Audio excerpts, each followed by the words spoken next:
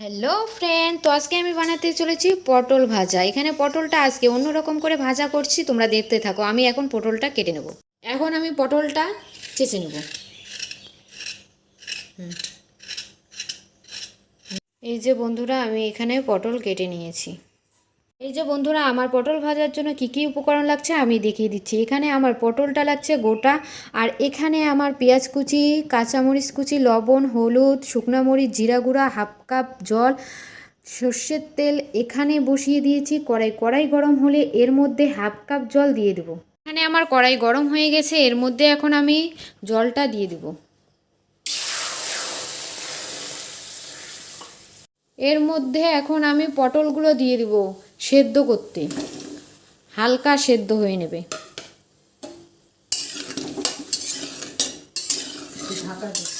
এর মধ্যে এখন ঢাকা দিয়ে দেব।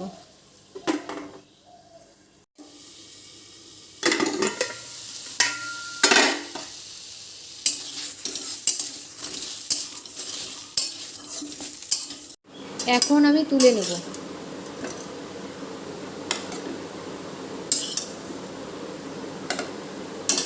এখন আমি পটলটা থেকে বীজটা বের করে নেব। এখানে একটু মাঝখানে একটু ফাটায়া চামচ দিয়ে বের করে নিতে হবে।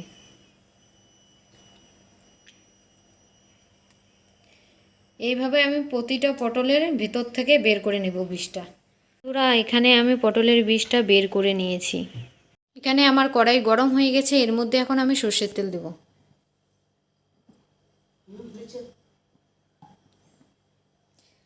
তেল গরম হয়ে গেছে, এর মধ্যে এখন আমি পটলের বীজটা দিয়ে দেব।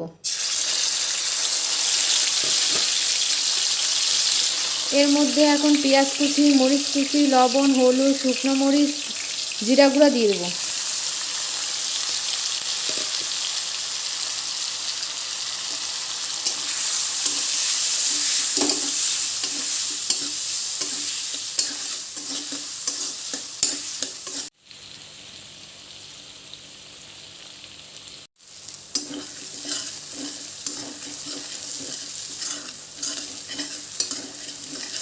এখানে আমার হয়ে গেছে, এখন আমি নামিয়ে নেব।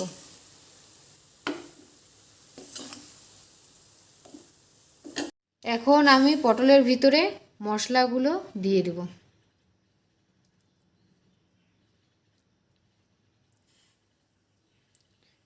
একে একে সব মশলা পটলের ভিতরে সব পটলের ভিতরে মশলাগুলো দিয়ে দেবো।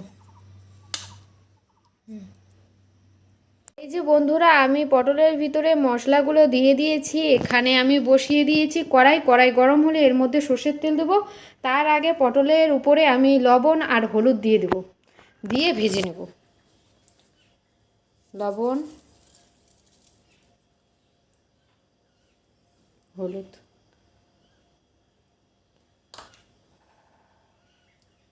একটু মেখে নেব।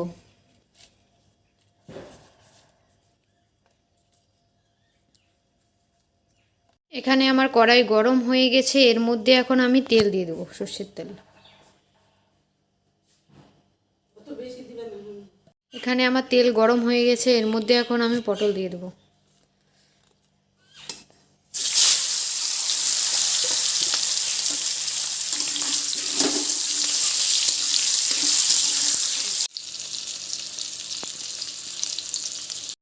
এখানে পটলগুলো উল্টে দেব।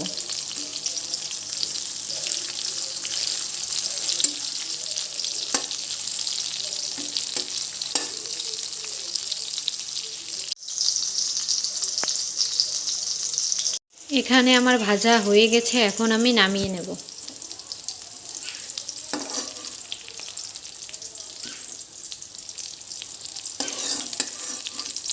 এই যে বন্ধুরা, আমি নামিয়ে নিয়েছি পটল ভাজা। যদি ভালো লেগে থাকে অবশ্যই কমেন্ট করে জানাবেন আর বাড়িতে ট্রাই করবেন।